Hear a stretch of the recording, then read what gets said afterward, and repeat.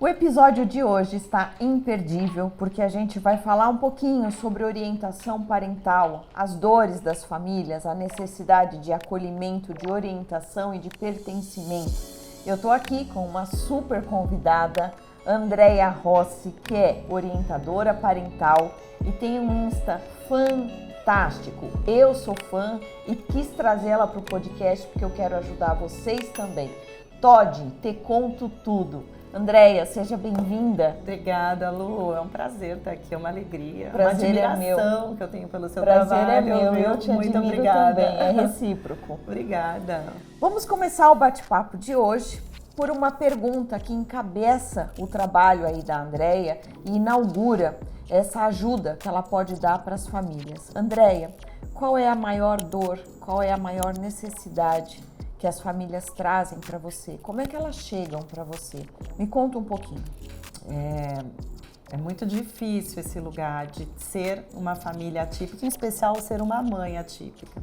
E quando elas chegam para a orientação parental, elas chegam sofridas, machucadas, solitárias, com uma família ruída, muitas vezes emocionalmente, financeiramente, casamentos que se acabam, tudo pela tentativa de colocar o filho na caixinha estrutural de uma sociedade que impõe a maneira de ser.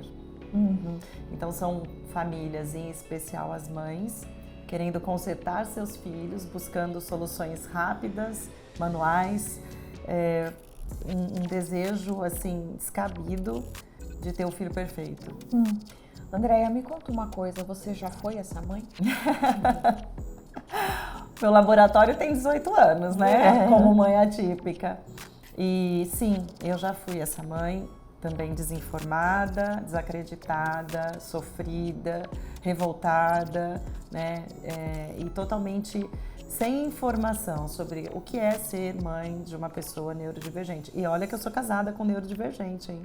E a gente só descobriu depois. Depois do diagnóstico da sua filha? Sim, que aí veio o diagnóstico do meu marido. E eu sempre tive dificuldades ali com ele, né? Nós estamos juntos há 27 anos.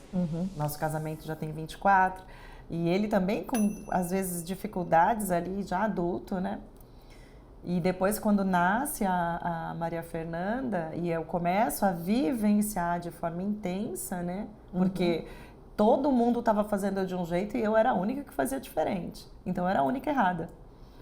E aí eu fui entendendo algumas coisas, né? Mas eu já estive nesse lugar de inadequação, de achar que eu era a pessoa errada, que eu não nasci para ser mãe, que todo mundo me dava uma fórmula e eu não sabia aplicar. Andréia, então a gente fala muito, além de sofrimento, de solidão. Pessoal, lembrando aqui, eu vou perguntar isso para a Andréia, mas pelo menos na minha realidade clínica, não é só o marido que vai embora, não é só o pai que vai embora. Tem a avó que vai embora, tem a cunhada, né? Tem a irmã, o irmão que se afasta. Então a solidão, ela é real, né? Tem a solidão que a gente vivencia na porta da escola, quando todo mundo já está lendo, menos o seu filho, né? Quando todo mundo já está fazendo tal gracinha na família, nos bebês da família, menos o seu. E tem uma palavrinha que tem um peso gigante, apesar de ser uma palavra muito pequena, que é a culpa. Exato. As mães chegam com culpa para você, Andréia? É o principal sintoma da orientação parental, da busca, do primeiro encontro, é a culpa, né? Eu já fiz tudo, mas nada deu certo. Eu sou uma pessoa incompetente como mãe. Eu não nasci para isso. E você viveu essa dor na pele? Sim, muito tempo. Muito tempo? Porque o que acontece, né, Lu? Quando você tem um filho neuroatípico, até você entender que não existe um erro, mas existe uma maneira diferente de olhar o mundo, as percepções, o desenvolvimento cerebral, ele é muitas vezes desacelerado e desorganizado. Desacelerado e desorganizado. Que perfeição de análise sintética que você fez. Perfeito. Mas leva tempo para a gente entender isso. Leva tempo para você respeitar isso, não é só entender. Porque às vezes vem o entendimento, mas junto desse entendimento ainda vem aquela pressão do tipo, tá, você já entendeu, então vamos, bora lá arrumar essa bagunça toda que tá aí dentro. Bora colocar ele dentro da caixinha. Exato. Aí você tenta e tenta e vem com dores, e vem com sofrimento, e vem com inadequação, e vem com tanta cobrança de uma estrutura social, cultural, né? E todo mundo fazendo e dando certo. Então aí você chega na porta da escola e tchau, tchau, tchau, mãezinha, a gente precisa conversar. Hoje o seu filho não conseguiu ficar na fila e respeitar o coleguinha. Hoje a sua filha não conseguiu fazer tal coisa. Eu passei por uma situação uma vez com a minha filha, onde a professora trouxe ela pelo braço e falou assim, hoje estava impossível, até falei que ela não merece a festa de aniversário. E nesse momento, Lu, eu estava um pouquinho mais informada, não estava muito ainda. Eu baixei nos olhos da minha filha e falei assim, eu e seu pai sabemos de tudo que você merece e fica tranquilo. E naquele dia foi onde minha filha chegou muito desregulada em casa, chorando muito e me contando como tinha sido essa experiência traumática. E eu disse para ela, isso não te define, você teve dificuldade. E a partir de agora eu vou te ajudar, eu não quero mais ouvir a sociedade, eu quero te ouvir. E foi um exercício que eu tive que fazer e muito potente em desligar o microfone dessa plateia toda, que ficava falando alto na minha orelha tudo que eu tinha que fazer, mas não os sentia e fazia o que eu precisava fazer, só opinava. Então eu desliguei, eu falei, a partir de hoje eu vou te escutar e seguir um lugar para poder me embasar, que foi ciência e amor. Ai, que coisa mais linda. Essa dupla nunca dá errado, gente. Tá vendo? Por que eu me identifico com algumas pessoas? Ciência e amor. Por quê? A via de aprendizado é o afeto. Isso. Você se conectou com esse conteúdo por necessidade, por fazer sentido para você. Então você foi estudar, você foi atrás e assim de uma forma generosa, como muitas outras mães atípicas e que eu admiro demais, você não quis o conteúdo só para você. Você falou, se eu estou sofrendo, se eu preciso desse conteúdo, mais gente precisa. E hoje já são quase 110 mil pessoas que precisam desse conteúdo. Exatamente. Que fantástico. Andréia, me conta uma coisa. Por que o seu Insta começa por Todd? Todd Te Conto Tudo. Me conta a sua relação com o Todd. A minha filha começou a apresentar comportamentos desafiadores desde muito pequena. E eu tive muita dificuldade de entender. Depois de passado algum tempo já nesse universo, um pouco mais de entendimento, e quando eu desliguei o microfone e falei assim, pensei comigo, e eu e meu marido muito parceiro sempre, eu falei, a gente vai ter que desagradar alguém, então que seja a sociedade. Não a minha filha. Não a minha filha. Isso não é autorização para normalizar e banalizar os comportamentos dela. Mas é uma autorização para a gente entender como ela funciona e trazer para ela uma linguagem onde ela vai conseguir desenvolver as habilidades sociais universais. Importantíssimo. Então, você não deu um aval para estar valendo tudo. Jamais. Acabou os limites, você faz o que você quer, você é minha prioridade. Sim. E vamos adaptar o ambiente para você, vamos adaptar o mundo para você, porque não existe isso. Isso é utopia. Né? O mundo tá aí, a sociedade. Você não bota carpete no mundo, o tombo vai ser doído, né? Perfeito. Você não bota carpete no mundo, o tombo vai ser doído.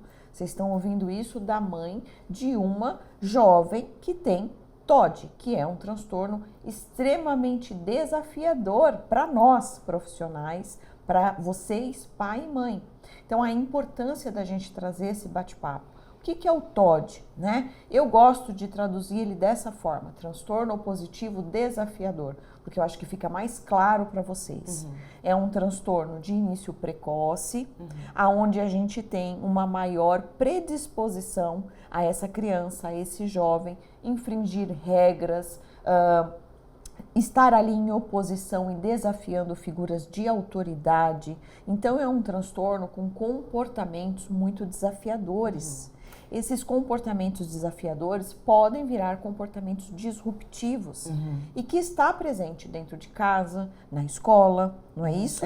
Me conta um pouco mais. E o que acontece, né? Até para entender, para chegar na minha página também. Mas ouvindo você falar, muitas famílias, né, diziam: mas isso acontece em todos os lugares. Perfeito. Isso acontece com todo mundo. Toda Mas criança meu filho também faz birra. Toda criança é desafiadora, toda criança vai fazer birra. Você que não sabe educar. O que acontece com um diagnóstico de TOD? Existe uma prevalência de tempo e de intensidade. Então, num recorte de 6 meses, o quanto esse transtorno aparece, quantos desafios acontecem, se são diários, qual a intensidade, né, com que frequência. Isso tem que ser muito analisado de forma criteriosa, sistematizada e por profissionais da saúde mental. Né, que acompanham essa criança, porque senão cai no crivo do julgamento, que isso é igual para todo mundo. Não, a criança que tem TOD, ela tem muito mais dificuldade de regulação emocional, ela tem algumas questões cerebrais ali que sofreram alteração e que levam para esse comportamento extremamente desafiador, quando ele tem que lidar com frustrações e emoções. Então é muito desorganizado e gera muito prejuízo. Quando a gente nega isso, a gente está negando acesso à saúde mental. Então isso tem que ficar muito claro. E quando eu tive consciência disso, que eu fui estudá-lo, então eu sou formada em comunicação, mas eu trabalhei a minha vida inteira em indústria farmacêutica e depois que eu me tornei mãe, eu interrompi a minha carreira para me dedicar à minha filha, porque desde pequena ela apresentava várias dificuldades.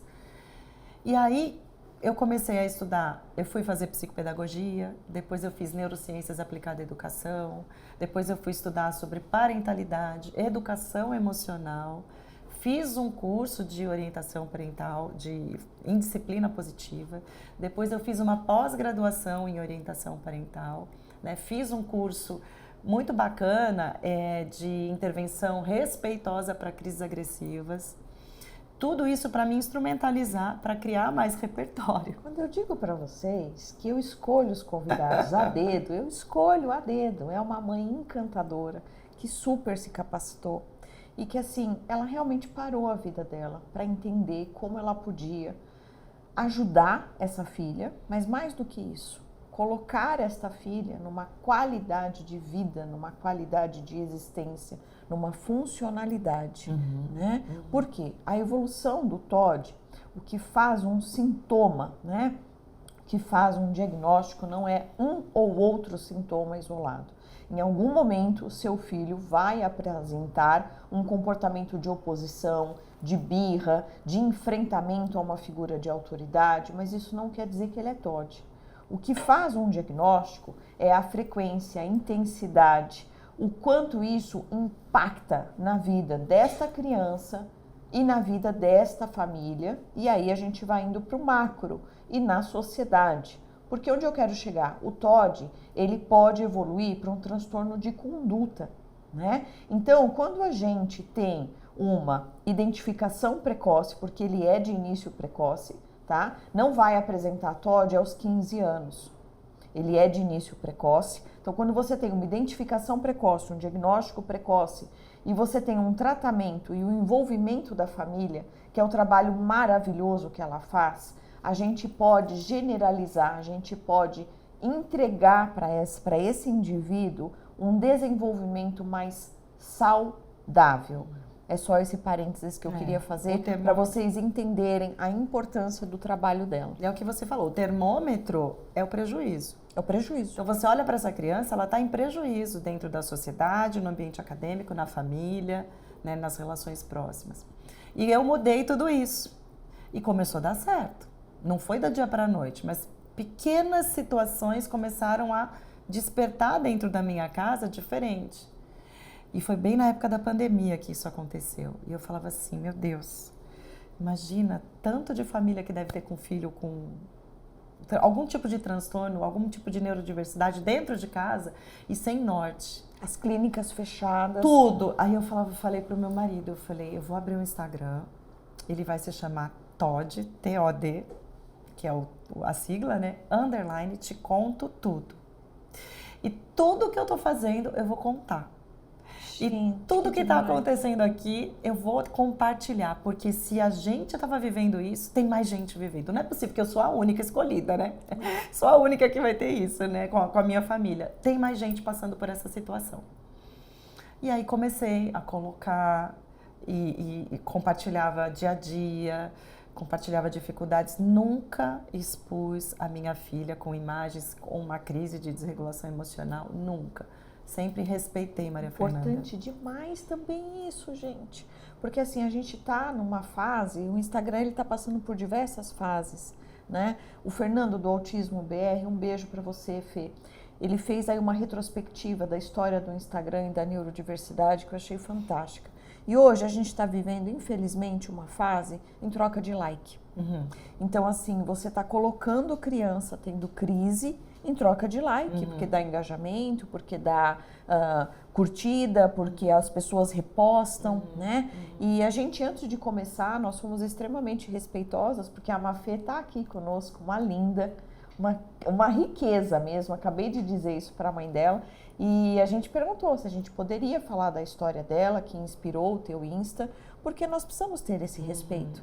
E não é porque ela já tem 18 anos, né? Mas eu acho que a gente precisa ter um respeito ainda maior quando tem só 2 anos. Exatamente. Ele não está escolhendo estar ali na frente da câmera. Ele não está escolhendo 200, 300 mil pessoas ver ele almoçar, ver ele tomar banho, ver ele tendo uma crise, né? Então a gente precisa ter esse raciocínio. Eu não estou apontando, nem estou julgando, mas eu acho que tudo que a gente traz para a luz da consciência e a gente pode refletir, a gente pode tomar decisões melhores. Exatamente. Né? Conta até 3. Sabe a regrinha do 3, né? Pensa 5 minutinhos, devo postar ou não? Porque aí a gente cai num vídeo bem recente, que é o vídeo do Felca, e que mostra uma rede, né, de violência, de exposição e de palavra que eu ainda nem vou usar aqui, porque senão o Insta corta um pouco a gente, derruba o YouTube, mas vocês sabem do que eu tô falando, né? Exatamente, exatamente. Acho que o respeito começa por esse lugar, né? E mesmo quando eu comecei esse Insta, Lu, eu fui muito cuidadosa, sabe? Ela era pequena ainda, ela tinha acho que uns 9, 10 anos, e eu falava assim pra ela, filha, eu vou postar isso, tudo bem? Olha, eu vou falar de uma situação, mas eu não vou te mostrar. Eu sempre respeitei. Tinha dia que eu ia pro Insta chorar, né? E eu falava assim, olha, foi muito difícil pra mim. E aí eu recebia muita gente, mas o que você tá falando? Isso daí, olha, isso daí é um bom corretivo, né? A modo da sociedade antiga vai resolver, porque você é mole. E aí eu sempre ouvia, lia e falava, não, essa dor não é minha. Esse desejo não é meu, né? Esse desejo é dessa pessoa e isso não me pertence, não me define como mãe. Até dentro da minha casa mesmo foi difícil para muitos familiares entenderem o jeito que eu havia escolhido lidar com os desafios da maternidade, porque foram muitos, né? Eu falo que quando a gente se apropria da neurodiversidade e entende que está muito mais na gente do que no outro, essa transformação, as pessoas acham que é aquela verdadeira história do Pinterest, né? Que você tem um banheiro feio, com azulejo velho, todo quebrado, todo destruído, e você tem o banheiro bonito do lado. Você fala, eu quero esse banheiro, o meu banheiro é aqui, mas eu quero esse. Aí você pisca, né? Você olha e pisca e transformou. E com a neurodiversidade, com a orientação parental, com a modificação dessa maneira de se relacionar como pais conscientes dentro da neurodiversidade, tem um percurso. E esse percurso leva muito tempo.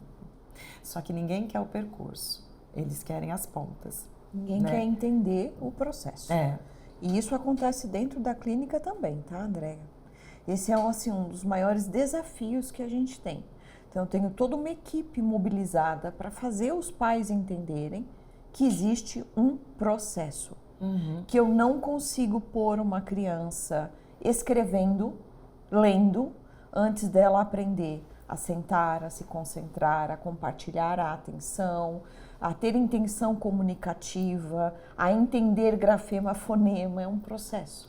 A mesma coisa que você vive e tenta passar para essas famílias e encontrou uma maneira, né, Andréia, um método de passar para essas famílias. Você até falou agora há pouco, né, que a Mafê tem 18 anos e tem TOD. E é uma coisa que eu gosto de falar, eu tenho um pouco de cuidado, né, para falar isso, porque nós fizemos uma avaliação neuropsicológica com ela aos 5, depois aos 8. E aí, eles haviam me pedido uma avaliação em 2 anos. Eu falei, eu não vou fazer uma avaliação em 2 anos. Eu vou trabalhar. E aí, eu montei uma equipe multidisciplinar. Então, minha filha tinha fono, neuropsicóloga. Olha, dança é bom, vamos dançar. Teatro é bom porque desenvolve não sei o quê, vai fazer teatro. Vamos procurar não sei o quê. Grupo de escoteiro, vai para o grupo de escoteiro porque vai fazer não sei o quê. E eu fui me transformando e fui fazendo muito trabalho e fui estudando. Eu falo, né, com a terapeuta dela, qual é o objetivo terapêutico que a gente vai trabalhar? Olha, eu tô com essa dinâmica, tá bem difícil essa situação, esse comportamento aqui tá muito difícil de eu mudar, me ajuda. Ela fazia o trabalho uma vez por semana e eu tinha a responsabilidade, né, eu coloquei isso como responsabilidade, de perpetuar tudo que ela fazia nos 50 minutos, 1 hora, uma vez por semana, ao longo do restante da semana. Caramba! Todos os dias. Então era assim, eu mandava foto, eu tirava, eu filmava. Olha, tá legal, tô fazendo certo, é assim, é assado, tá bom. Isso, vamos. O ano passado nós fizemos a avaliação neuropsicológica da Maria Fernanda novamente. Terceira, então, uma reavaliação. E ela não pontuou em nada para TOD. Ela teve remissão do TOD. Então hoje Maria Fernanda não tem TOD, hoje a gente conseguiu, depois de muito esforço, porque o comportamento era muito desorganizado, nós levamos da segunda avaliação com 8 para 16, 8 anos. 8 anos de processo. Nesse processo, porque desde os Fora 4 começou, né? O comportamento era muito desafiador, que a gente não conseguia olhar tanto para as questões acadêmicas e para outros focos, né, necessários de serem investigados, porque o comportamento era difícil. Ela teve a remissão do TOD, nós identificamos um TDAH do nível desatento, não é combinado, e uma deficiência intelectual leve, que tem um comprometimento de 30%.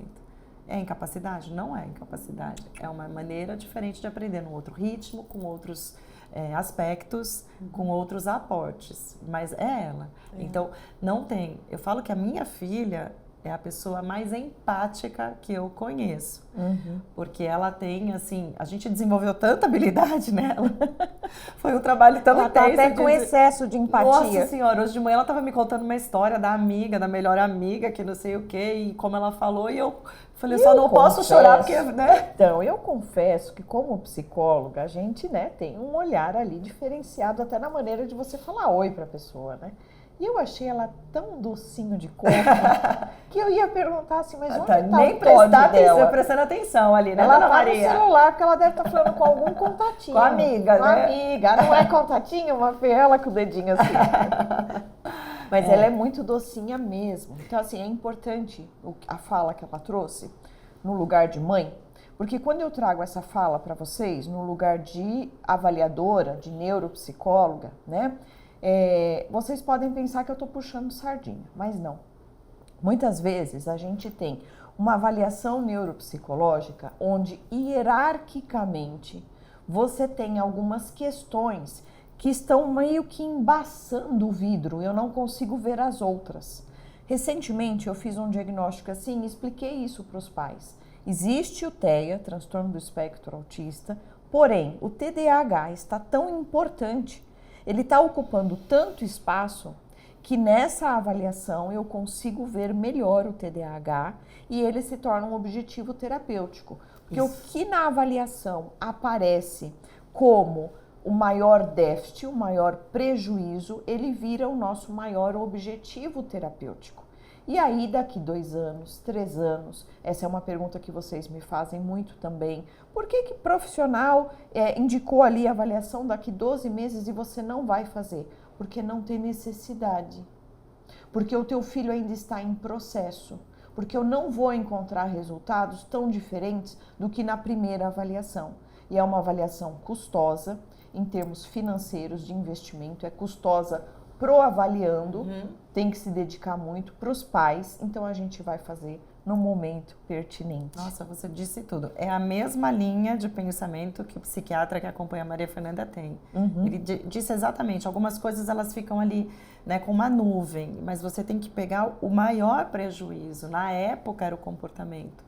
E agora veio para a parte de atenção e desenvolvimento acadêmico, né? Sim. E tanto que ela tem 18 anos, ela está no 2º ano do médio. Nós achamos melhor segurar, né? Foi uma opção nossa, minha e do meu marido na época. Mas é um pequeno delay, né, Andréia? Bem um pouco, delay muito bem pequeno. pouco. Mas assim, caminha super bem, tem prova adaptada, tem faz na sala separada com uma psicopedagoga, né? A Maria Fernanda tem esse suporte na escola. A escola também entendeu. Não só ela, como outros amigos da sala, né? Inclusive da turma dela. Que é muito importante esse olhar. Mas, de novo, né? Quando eu digo que ela entrou em remissão ali há 1 ano e meio atrás dos comportamentos desafiadores, não foi o banheiro do Pinterest.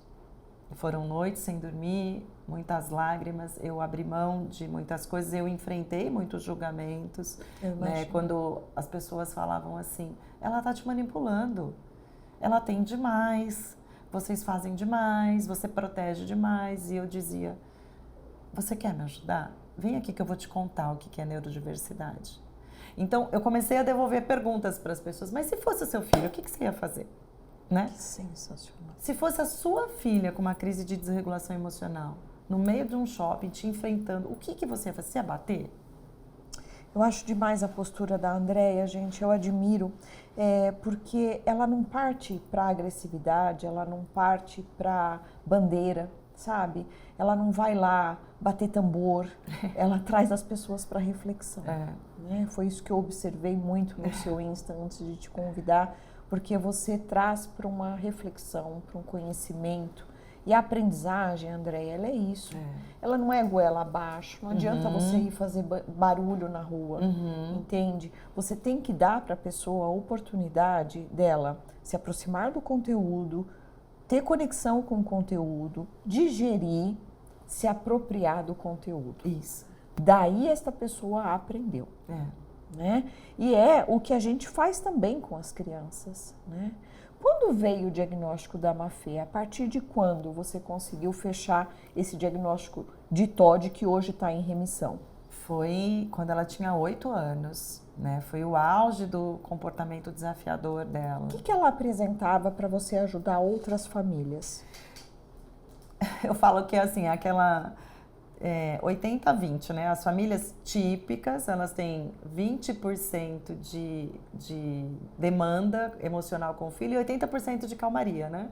Maria Fernanda tinha 80% de demanda e 20% de calmaria, e nesses 20%, 10% ela estava dormindo, né? Que é o horário do sono. Gente, vocês estão vendo? Era muito difícil. A presença, a frequência, né? Quando a gente fala em frequência e intensidade. Coisas simples do dia a dia eram muito desafiadoras. O fato de vamos tomar um banho, precisa escovar o dente, escolher uma roupa. E eu cometia erros de reforçadores do comportamento, assim, que hoje eu olho e falo, por que eu ia fazer aquilo? Então eu falava assim, o dia que eu estava cansada, que eu queria que o Paulo desse banho nela, eu falava assim, eu que vou te dar banho hoje. Ela falava, não, é o meu pai. Não, eu que vou te dar banho. Não, é o meu pai. Aí o Paulo olhava pra minha cara assim, né? E aí ele ia com banho, porque eu estava tão cansada que eu não queria ter contato com a maternidade. E essa é uma técnica errada. Totalmente, porque eu reforçava o comportamento opositor dela. Eu não dava limites, eu não explicava, eu negociava e entrava em embates onde eu não precisava entrar, né? Eu não deixava claro que eu era responsável pela saúde dela e que ela precisava seguir um caminho. Eu fazia esse reforçador muito tempo, mas era assim, coisas do dia a dia, sentar para fazer lição, respeitar o tempo de um colega. Não, você não pode, agora é a vez dele, né? Que ele que tá com a bola, você não pode mexer. Não, eu quero. E aquele embate, aquela briga, e aquilo escalonava, mas era em todos os ambientes. Manter a rotina, né? Manter a rotina. Manter a rotina com uma pessoa opositora é muito difícil. Começava no café da manhã, às vezes a gente acordava, assim, tinha matado uma savana na noite anterior, acordava e falava, hoje vai ser um bom dia. Puf, começava já um embate no café da manhã. Eu não quero. Por que você fez isso? Eu não quero isso com a maçã, eu não quero isso com a fruta. Mas aí eu fui entender lá na frente que o comportamento estava totalmente relacionado a uma rigidez cognitiva, que ela tinha o trilho mental dela que ela seguia, ela tinha dificuldade de transitar ali, de ver o ambiente de forma mais organizada, estruturada. E eu passei a traduzir o ambiente para ela começar a entender alguns mecanismos. E isso deu muito trabalho, porque eu também tinha que tirá-la desse lugar seguro, que era esse trilho que ela já tinha traçado na cabecinha dela, para falar, olha, mas é possível assim também. Se a gente faz essa escolha, também vai para esse lugar. Porque era muita rigidez comportamental, que hoje a gente entende que vem da deficiência intelectual leve. Sim. Né? Mas que essa rigidez colocava num padrão comportamental do tipo, não, eu não vou fazer diferente. E isso dava, assim, desespero, porque você falava, não consigo respirar, né? Parece que toda vez que você vinha para a beirada da piscina, alguém ia abaixar. A vida fica muito truncada, nada flui, né? A rotina com um portador de TOD, com uma criança com TOD, é muito truncada. Tudo é muito difícil. São mães que perdem muito tempo, que levam muito tempo para conseguir executar tarefas que famílias típicas fazem de forma simples. Então, quando a gente vai fazer o diagnóstico, Déia, a gente leva tudo isso em consideração. Por isso que eu sou muito a favor de entrevistas semi-estruturadas, de instrumentos qualitativos, porque nem tudo se resume a você sentar com os pais e fazer um questionário estruturado e aplicar um teste estruturado com a criança. Você precisa entender esse dia a dia, né? E você precisa entender também que o teu olhar enquanto profissional da área de saúde, ele tem que ser 360. Porque muitas vezes, Andréia, aqui na minha realidade clínica, eu pego famílias que eu vou cuidar, né, do filho, do TOD, mas eu vou cuidar deles também. Porque a gente pega mães adoentadas, pais que estão assim por um fio, né? Muitas vezes não desistem, mas estão por um fio. E essa família precisa de ajuda. Que aí entra o seu trabalho. Isso. Né? Andréia, você trabalha diretamente com as crianças ou você trabalha com as famílias? Explica um pouquinho para as pessoas. Você atende online, você atende presencial? Conta um pouquinho do seu trabalho. Eu sou orientadora parental, eu só atuo com as famílias. O meu trabalho é isso, é resgatar as famílias desse sofrimento, né?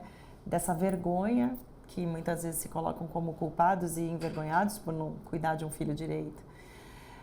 Atualmente meu trabalho acontece 100% online, porque só com adulto é muito mais fácil, né? Eu não atuo, não sou psicóloga, né? Não tenho a formação de psicologia, mas eu tenho o curso que me habilitou tecnicamente para ser uma orientadora parental. Então, eu atuo diretamente com famílias, né? São reuniões que acontecem online e é justamente esse lugar de escuta, de entender o funcionamento dessa família, quais são os valores que permeiam essa família, né? O que é inegociável para sua família e o que a gente pode ajudar. Como você olha para o seu filho hoje? Então, as famílias chegam com muita coisa negativa. E eu já ouvi histórias, Lu, como orientadora parental, eu não amo meu filho. Famílias com um plano perfeito para acabar com aquele sofrimento. E o meu papel era assim, você tá com uma nuvem nesse amor, e você ama o seu filho, mas você não ama tudo que ele faz. E tá tudo bem você não amar tudo que ele faz. Nossa, mas para Andréia, isso eu tenho um jeito, né? E quando as famílias chegavam com planos perfeitos, eu falei uma vez para uma mãe, ela tinha um plano, que eu também não posso dizer aqui, porque senão as mídias derrubam, e eu falava, esse seu plano vai dar certo, com certeza. Mas antes de tentar o seu, vamos tentar o meu? A Déia está se referindo a esses planos que a gente vê, que viram realidade. Infelizmente, nós estamos no mês do Setembro Amarelo. É muito importante que a gente fale sobre isso. A prevenção à vida. Esses planos, pessoal, eles são a última gota de um copo, de uma garrafa que não tem mais condição de suportar nada. E aí, quando vem essa falsa percepção de eu não amo mais o meu filho, né? Então eu tiro a vida dele, eu tiro a minha vida e nós todos vamos embora, né? E nós todos cessamos esta dor, nós todos cessamos este sofrimento. A intenção da pessoa é cessar uma dor que está insuportável, que ela não consegue mais carregar, né? É exatamente isso. E as famílias chegam e eu digo, a ponta da caneta está apontada para você. A gente vai virar e a gente vai apontar para a sociedade. Então, a partir de agora, nós vamos buscar apoio com a escola que seu filho estuda. Nós vamos dizer, é difícil para mim também. Também passo por desafios na minha casa. E eu não estou dizendo que aqui vocês precisam aceitar meu filho transgressor, quebrando regras, infringindo o colega. Não, não é sobre isso. E o professor, dentro do ambiente escolar, mais do que boa vontade, ele precisa de estratégias. Porque está cheio de professor com boa vontade e pouca estratégia.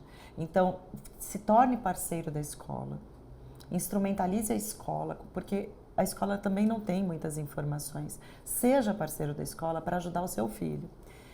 Você aponta para a sua família essa caneta e diz, olha, eu estou fazendo o meu melhor. E quando você me julga, você me joga numa piscina e eu não consigo sobreviver a essa piscina, porque eu não sei nadar. Então, mais do que me jogar nessa piscina, me tira dela. Eu estou te pedindo ajuda. Ele não faz porque ele quer. Minha filha não faz porque ela não gosta, porque ela é mal educada, porque eu dou tudo. Não é falta isso, de educação. Né? Se fosse falta de educação, aquelas broncas homéricas que a gente já viu por aí, teriam salvado essa criança. E não é. Existe uma disfunção que acontece no cérebro. E eu preciso de ajuda. Então, por que as famílias chegam com planos perfeitos e exaustas? Porque a gente tem uma sociedade que está te cobrando padrão o tempo inteiro. Né? E quando a gente sai desse lugar do padrão, dá espaço para a beleza do que é esse ser, pertencer à nossa sociedade, ele não vai te entregar alta performance, igual muitos pais colocam filhos e colocam eles como retribuição e troféu de todo o investimento que é feito, né? E isso não é um julgamento, mas assim, mais do que isso, nossa sociedade precisa se organizar para entender que é muito mais do que eu sou, do que eu estou entregando como ter. Né? O nome diz ser humano, não é ter humano. Ai, né? que lindo. Então, vamos olhar para o ser humano na sua totalidade e para as belezas. Então, eu falo para as famílias, depois que elas falam, eu dou esse espaço de muita escuta, eu falo, eu quero saber agora das belezas de ser mãe e pai da criança. Num primeiro momento, eles devem te responder que nem sabem ainda qual é, né? Beleza, não existe, porque tá zerada. Não, eu não tenho prazer, eu não tenho amor no meu filho. E aí eu falo, tá bom, vamos lá, a gente vai construir isso. Tá tudo dá bem. para construir ideia? Muito, é muito gostoso, porque aí eu vou dando pistas e eu trago muito da minha vida também. Né? Eu falo, olha, se esforça em ativar. Falo assim, sabe quando você tá grávida? Você sai na rua, você só vê mulher grávida? É assim mesmo. Não é? Quando você quer comprar um carro, você só vê aquele carro. É isso. Aí você quer um tênis. Ah, eu quero um tênis desse. Eu vou sair na rua, eu vou ver 1000 tênis desses. Só eu que não tenho. Isso. Eu falei, isso se chama ativação reticular. Então, você vai ativar dentro da sua casa pequenas coisas que seu filho faz. Pequenas, minúsculas, assim. E você vai começar a falar, nossa, eu gostei tanto do que você fez. Deixa bilhetinho de amor. Diz o quanto ele é importante. E quando você estiver brava, porque vai ser uma constante, ainda você vai dizer, eu estou brava com o seu comportamento, porque está colocando a nossa família em prejuízo. Mais você do que eu, mas está colocando. E nós vamos modificar esse comportamento, porque ele não é legal. Então, minha casa parecia um banner, né? Tinha quadro de comportamento, do tipo, isso aumenta problema, isso diminui problema, essa é a sua escolha. Tinha tudo, rotina, foto, o que é, o que não é. E eu dizia, eu não tô bem. Esse comportamento que você teve me deixou muito mal, eu fiquei muito triste, eu não estou conseguindo lidar com isso. Não foi ela que te deixou mal, foi o comportamento que ela teve que te deixou mal. Uma característica Percebe a diferença muito grande forte, disso? muito forte em criança que tem TOD, ela pede desculpa a todo momento. Todo momento. Todo momento, ai, desculpa, por favor, desculpa, você me desculpa. Minha filha era assim, e ela escrevia, eu te amo, eu te amo, eu te amo, várias vezes. E aquilo... E eu falo isso para as famílias que elas trazem esse relato. Ah, ele pede desculpa, ele escreve cartas. Que bom, deixa escrever tantas cartas, leia todas as cartas. E é muito instantâneo, né, Andréia? Muito, é um negócio, é um sofrimento genuíno. E eu falava assim, isso tudo é medo de perder o amor. Porque a sociedade, A escola já diz, o seu filho é inadequado, a professora já não gosta de dar aula para o seu filho, os coleguinhas não chamam para fazer o lanche junto, né? Os amigos não chamam para dividir o bate-papo. No grupo de família, ele é sempre apontado, chegou o brigão, chegou isso, chegou aquilo, tá todo mundo virando as costas pro seu filho. Uhum. Você é o único lugar que ele pode ser quem ele é e ele tá te dizendo, não vira as costas para mim, me desculpa, eu te amo. Exato. Você sabe, Andréia, esse amor. Eu tenho muito uma fala de que a gente tem muita responsabilidade no que a gente fala, né? Na constituição de personalidade, de identidade dos nossos filhos, dos nossos alunos, dos nossos atendidos. Se você é terapeuta, preste atenção, né? A gente tem ainda um movimento da sociedade que produz muito a questão de, para eu ser amado, eu preciso ser útil. Uhum. Para eu ser amado, eu preciso ser muito bonzinho. E nisso, a gente torna as deficiências que são invisíveis muito mais difíceis de serem vistas. Exato. Por quê? Porque a gente usa, Andréia, falsos elogios. Uhum. Por exemplo, no autismo em meninas, que é um assunto que eu estudo muito e falo muito, porque a gente ainda tem pouquíssimo material. Existem os falsos elogios que podem postergar o diagnóstico dessa menina até 16 anos. Que é do tipo, sua filha é muito boazinha, ela é muito querida na escola, ela não abre a boca. Isso não é um elogio, Andréia. Não. Uma criança que não abre a boca na escola tem alguma coisa de errado. Exato. Né?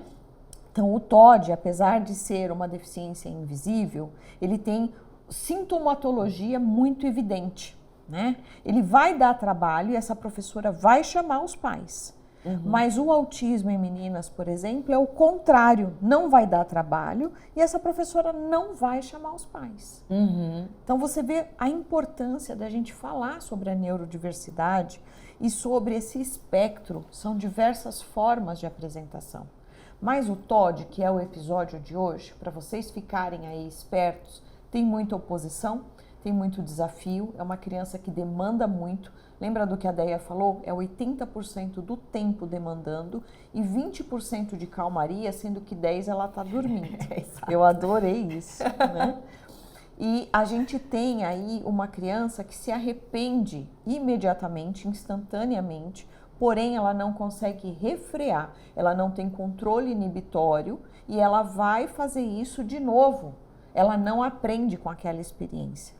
Portanto, não é educação, não é educável.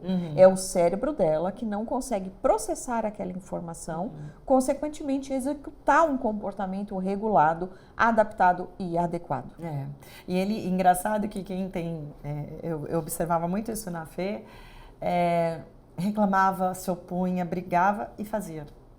No final, depois de tudo, vai lá e fazia. Então é muito marcado, né, esse comportamento da criança que tem o TOD, né? Aí muita gente fala assim, então quer dizer que tem TOD, opositor, não pode fazer mais nada. Não, não é isso. Mas enquanto mãe atípica também, eu tive que me desconstruir e aprender a entender qual batalha eu queria comprar. Aí eu pensava assim, e eu só aprendi com uma orientadora parental maravilhosa. Ela falava assim, Andréia, bota na sua cabeça, se a saúde, se a segurança e o futuro não estiverem em risco, por que que você vai comprar essas brigas? Repete. Saúde, segurança e futuro. Perfeito. Por que que você vai comprar essas brigas? Porque a sociedade está te dizendo que é assim que você tem que fazer com a sua filha, né? E foi muito legal que essa semana, com uma família que eu acompanho, e eu falava para ela, mas por que que ele tem que fazer do jeito que você está falando? Porque todo mundo faz, mas faz sentido você comprar essa briga com seu filho, né? Acho que não é interessante esse lugar. Por que que a gente não pode refletir, dar espaço para ouvi-lo, né? E mudou bem o cenário da família, mas eu aprendi como mãe e passo isso como orientadora parental a escolher minhas batalhas, a ser mais leve, a reconsiderar coisas que eu trouxe culturalmente da minha educação, né? E que a neurodiversidade me fez questionar, né? E assim, tem limite, tem regra, tem horário, eu não compro tantas batalhas mais, mas o que é inegociável, eu falo, sinto muito, Eu sei que você está muito brava, que não é assim que você gostaria, mas é assim que vai ser. E aí, qual é a grande dificuldade das famílias com filhos neuroatípicos? Essa criança vai desregular quando você fala, sinto muito, eu sei que você queria muito, mas você não pode, não vai poder agora, não vai poder nunca, não vai poder hoje. Ele desregula, ele chora, ele entra em crise. E aí as famílias cometem um grande erro que é, ou vai endurecer, e aí se torna agressivo muitas vezes, de todos os níveis, né? Ou vai amolecer, e aí cede para que a criança não entre em crise. Então, assim, eu vou ceder para não entrar em crise, aí eu não modulei o comportamento. Aí fica pior. Da próxima vez a criança vai agir de uma maneira muito mais inadequada. Ou eu vou endurecer, vou interromper esse comportamento sendo agressivo, verbal ou físico, e aí ela para, só que no dia seguinte ela repete, porque ela não aprendeu, e ela começa a reproduzir comportamentos assim. Então, essas extremidades, essas polarizações da amolecer ou endurecer são muito ruins dentro da neurodiversidade. Por isso que eu falo, coloca na peneira, olha qual é a batalha que você quer comprar e seja consistente e constante. E diga, eu tô aqui, eu tô vendo que você está sofrendo, eu sei, eu sinto muito, mas é não. E no caso de lidar com uma criança neurodivergente, a gente precisa também deixar de ser utópica e dizer que para ter qualidade, ideia, eu preciso ter quantidade. Uhum. Você, por exemplo, é uma mãe que escolheu estudar, que escolheu cuidar do tratamento dela diretamente, né? Para isso você precisou de quantidade de tempo, para você poder ter qualidade, né? Lógico que é muito difícil da gente conseguir, isso tende a ir diminuindo. Hoje você já não precisa mais dedicar tanta quantidade de tempo para pôr a Mafê no banho, né? Mas você já precisou reservar ali 1 hora do seu dia, o que uma família típica vai reservar 10 minutos. Exato. Eu acordo 6h10, ela toma banho até 6h20, 6h30 nós estamos saindo. Uma criança com TOD não é assim. Né? Então a gente tem que trazer essas dicas práticas. E isso você traz, né? Sim, a orientação parental. Quando ela era pequena, eu lembro de tirar da cama, de pijama, botar dentro do carro para poder levar para a escola. E numa guerra, assim, num negócio horroroso, né? E foram muitos desafios. Às vezes eu precisava acompanhar meu marido em uma viagem, alguma coisa do tipo, e deixava ela por conta da minha mãe. Eu já sabia que ia ser uma semana inteira toda enroscada, né? Toda truncada, porque minha mãe não ia fazer como eu ia brigar, aquela coisa aí ia ceder, não ia saber se colocar, enfim, era muito desafiador. E aí você tinha que retomar a rotina. Toda e hoje rotina. Você ensina isso para os pais. Para as famílias, falo, olha, precisa trabalhar numa estrutura, num planejamento melhor, o que é negociável, o que é negociável. Alguns combinados, né? Uma família, por exemplo, todos os dias, na hora do café da manhã, o filho dava assim um show, eu não vou comer isso, aquela coisa, e a mãe fazia tal. Aí eu falei para ela assim, vamos pensar assim, ó, pega um papel na noite anterior e escreve 2 opções, como se fosse um cardápio. Né? Quando a gente vai para um hotel ou vai fazer uma cirurgia, vai no hospital, eles falam, essa é essa opção, qual que você quer comer, né? E você faz um X lá, depois no dia seguinte ou à tarde chega o lanche. Então eu falava para ela assim, coloca lá, qual é que é a rotina? É fruta, ovo mexido, um leite ou um misto quente com não sei o que lá? E dá para ele, fala assim, escolhe. Ele fez a escolha. Qual você quer? O que você quer Ele comer se amanhã? responsabilizou por isso. E aí ela falou, mas mesmo que eu fizer isso, ele não vai querer comer. Aí eu falei, bom, vamos fazer o seguinte, você vai fazer, ele vai escolher. Aí você vai no dia seguinte preparar o café da manhã dele e vai colocar lá junto com o papelzinho que ele escolheu. Ele falou, ele vai recusar. Aí você vai deixar ele sem café da manhã. Você vai falar assim, você fez sua escolha, meu amor, tá aqui. Eu fiz exatamente o que você pediu. Amanhã você faz uma nova escolha. O que tem pro café da manhã, isso, é isso. E não fica lá, porque você escolheu, porque eu acordei mais cedo, porque não sei o quê. Você vai dando palestra e essa criança só vai se desorganizando cada vez mais, porque até na cabeça dele é difícil receber essa informação. Diz pra ele, eu sei que você gostaria de outra coisa, mas você fez sua escolha e eu me preparei para isso também. Exato. Então você vai dando contorno. Eu gosto muito de falar com as famílias que filho é rio, ele corre. Pai e mãe é margem. Bateu na margem, você fala, ops, daqui não, você não pode passar dessa margem. Vem pra cá. Bateu na margem, você joga de novo. Então deixa ele correr. Você vai ali, ó. vai fazendo a margem. Né? E aí as pessoas, mas é difícil. Eu falei, não é difícil. Quando perde a margem, veja o que aconteceu lá no sul, quando o rio invadiu lá Porto Alegre, que acabou com tudo, não foi? Eu uso outra metáfora. Eu digo assim, que pai é recipiente, né?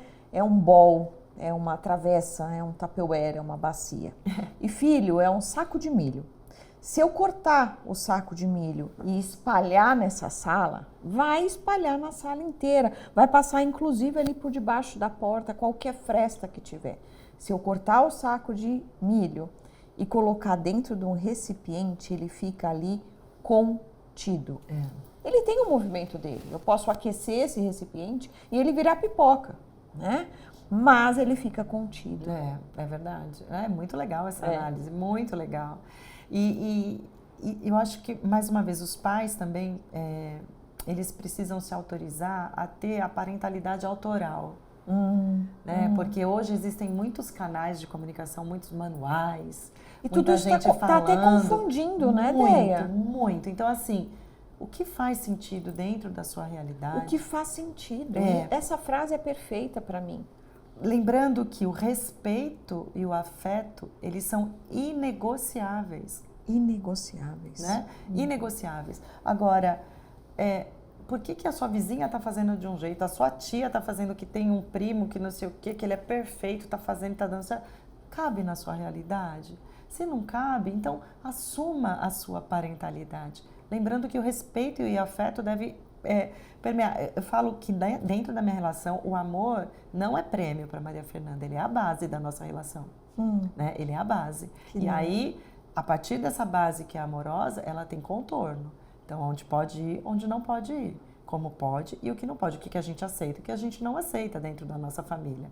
E funciona assim. Então, ela recebe os valores da base, do amor, não como prêmio. Então, eu não vou amar se ela se comportar bem e deixar de amar se ela se comportar mal.